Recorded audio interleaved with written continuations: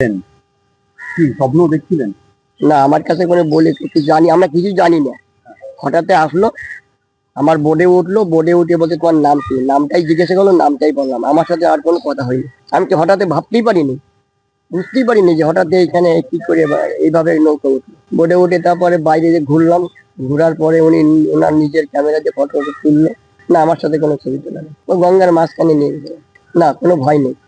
আমাকে কিছু বলিনি, আমাকে শুধু নাম জিজ্ঞাসা করলো একবার, ওই পর্যন্তই কথা হয়, তার ছাড়া অন্য কিছু কথা হয়নি। আমার ভালো লাগলো যে যাক, প্রধানমন্ত্রী হঠাৎ নৌকা উঠলো, আমার ভালো লাগলো যে নৌকা বললো যে, আমাকে বলছে তুমি চলো গঙ্গার মাঝখানে, আমাকে ইশারাই দিয়ে বলছে। আমি তো হিন্দি বলতে পারি না, হিন্দি জানি না। অন্য নিজেরা নিয়ে হিন্দিতে কথা বলছে, আমি সব জানি না।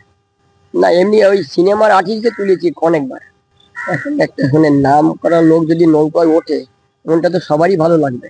আমি ভাবতে পারিনি জীবনে যে প্রধানমন্ত্রী আমার নৌকায় উঠবে বা আমি ঘুরাবো, এটা ভাবতেই পারিনি। আমি নিজেই অবাক হয়ে গেছি।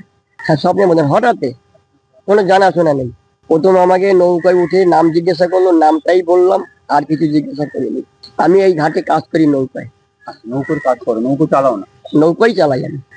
আমাকে যাবার সময় 500 টাকা দিল। 500 টাকা নেই আধ ঘন্টা।